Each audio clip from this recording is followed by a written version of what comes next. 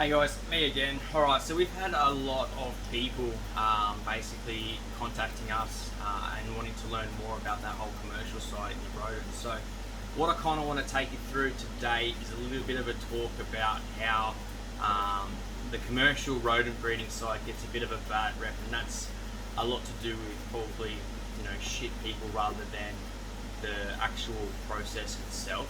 So one of the sort of key differences that sets people aside from being a private breeder, a hobbyist, and then obviously a commercial breeder is obviously volume. Volume is the biggest key difference between everybody. Now, when you're looking at, say, a hobby breeder, so that's someone at home, you might have, I don't know, 1 rat to 10 rats, 20 rats, doesn't really matter. You have multiple cages. You've either got DIY home tubs that you build with the mesh fronts, mesh top, all that kind of stuff. There's loads of different ways that you can do it. Now, those people at home are unregulated. There's no laws, there's no rules that you have to follow. You can pretty much do it however you want, and your only real I suppose in the way of having anybody sort of talk about what you do is your peers, okay? So people within your groups, people at your society meetings and stuff like that. Now, you guys are generally the ones that are just passionate about animals, you've had rats your whole life and it's just something cool, opposed to maybe you've been to a friend's place and they've got a rat and it's super cool, it's chilled as, and it's just cute. So that's you guys. Your food, you might come to a local pet shop like me doing just a normal food shop. You'll get your bedding, your food, you got quite a few options because at small volume it's a bit more accessible to have a good variety. And there's loads of companies out there that do food of various different types, between like a crumble, pellets, there's treat blocks, there's everything. You guys can use whatever you guys want. Now, when it comes to your level of care and all that kind of stuff, you have your parts of how you want to do it because it's just a way that works for you and it's really good. Then you're looking at like your hobbyist breeder. You might have 20 rats and you might breed a couple of litters here and there of fancy types, or you just have it for potentially food for reptiles. And again, you guys probably got a little bit less option on the food due to cost at volume and all that kind of stuff. Your peers are the ones that sort of guide you and can in some ways debate the way you're keeping them and potentially give you either better options or some constructive criticism. From that, you pretty much, it's pretty simple, you know what I mean? You breed them, you might have like a little CO2 regulator, whether it's like a soda stream machine or, you've got access to some CO2 cartridges. You might even get CO2 from Bunnings or any other sort of hardware place like that. Whereas the commercial guys, we're pretty much limited to one type of food. The bedding, you got options there. There's not really anything that pigeonholes you there due to volume. There's heaps of straw, there's pine, which is the most popular, and then you've got other types of bedding that could work depending on how you guys have your setup and what you prefer. Your peers are generally a lot less, like you don't really have anywhere that you can sort of put up a setup and say, hey, this is what I'm doing, and everyone sort of goes, oh, you're a commercial breeder, you do this, you're that, and there's some bits and pieces that might make your life a little bit hard, especially when you're trying to promote or bring light to the commercial side, to obviously your hobbyists and everything like that. They get a pretty bad rep, or we should say we get a pretty bad rep because we breed at volume. The only purpose of why we're breeding them is to mass produce for food. So we're not in that sort of space of having a hobby that is shareable in some ways. And don't get me wrong, guys, there is some absolutely shit commercial breeders out there that pretty much don't care about the rats. It's all about the end dollar and the outcome. So having food in your freezer for your reptiles, or being able to make money for whatever you want to do, whether it's an income, whether it's fun money, doesn't matter. When those guys generally post up in your Facebook groups and stuff, that's where they get hammered. So they usually don't. They kind of stick to themselves, which is bad. Like from my point and Mick's point, we want to bring this whole commercial side of stuff mainstream. Do you know what I mean? We want people who are breeding at a commercial level to come forward and say, hey, I'm a commercial breeder.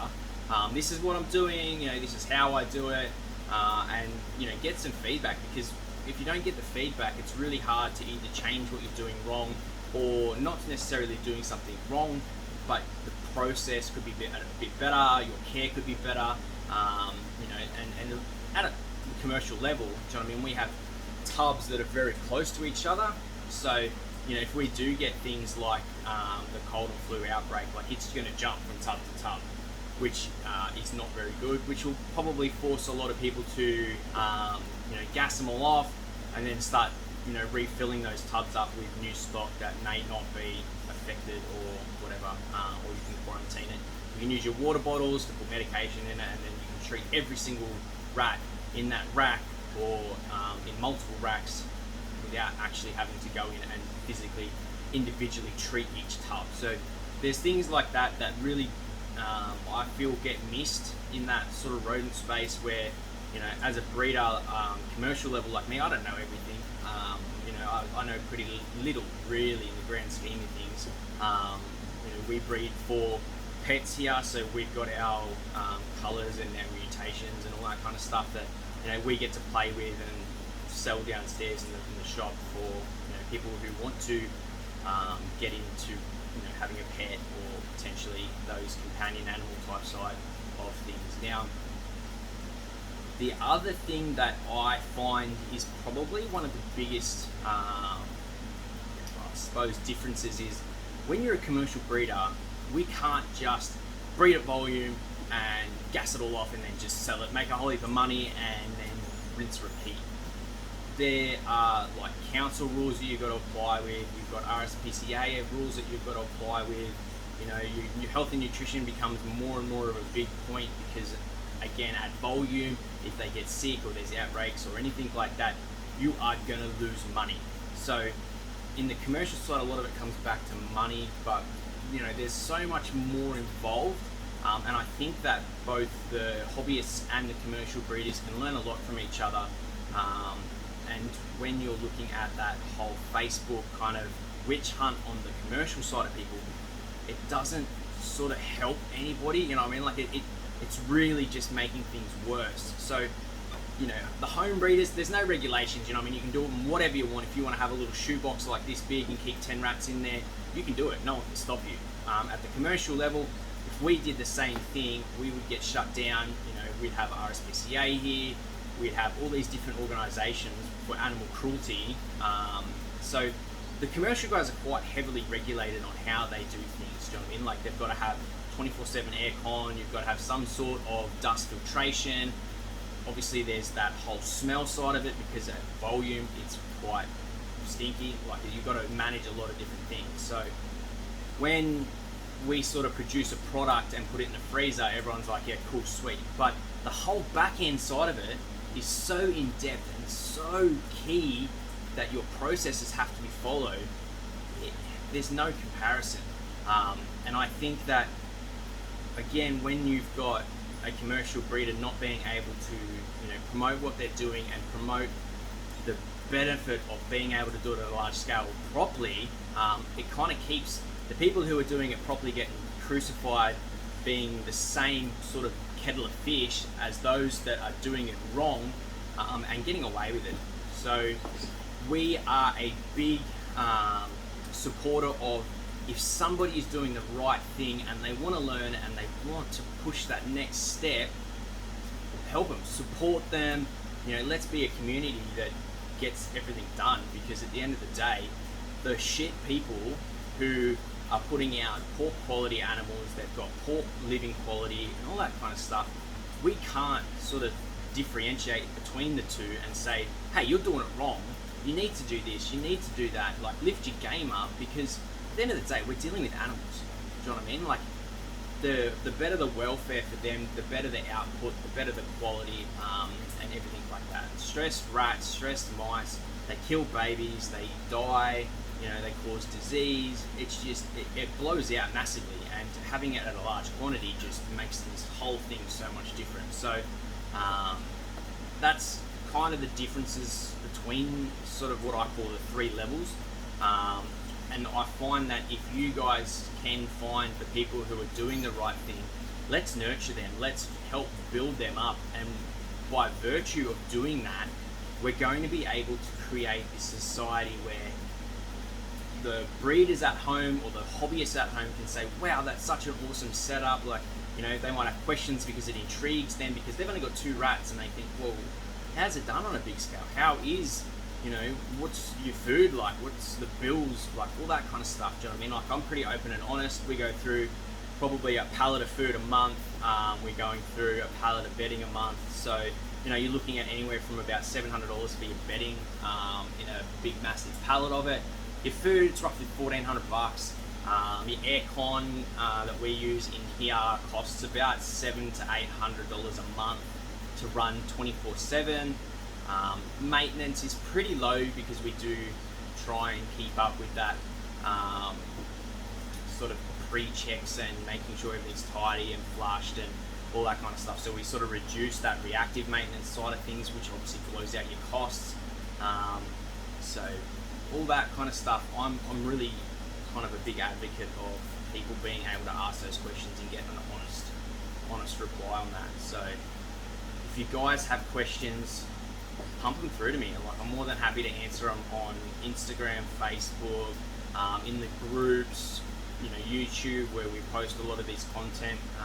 So like I said, guys, let's start promoting the people who are doing the right thing, and let's start forcing the people who are necessarily doing it wrong to lift their game, guys. Because at the end of the day, if you don't like it and you say nothing, you don't make change.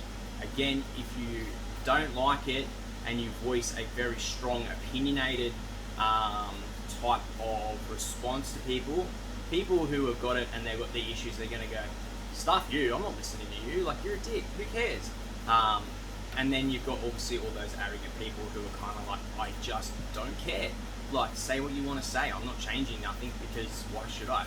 Like, it's working, I'm getting an outcome, I'm making money, and you guys are just hassling me for no reason. So let's work together, guys. Let's promote those people who are doing the right thing and trying to educate, and support them to being able to freely post in the groups and encourage them to post, because that's how we learn, that's how we make change, and that's what we do at the bottom line for being a hobbyist, and not only that, an animal enthusiast. So hope this has sort of helped give you guys a bit of the difference between what I call the 3 types of rodent keepers and breeders.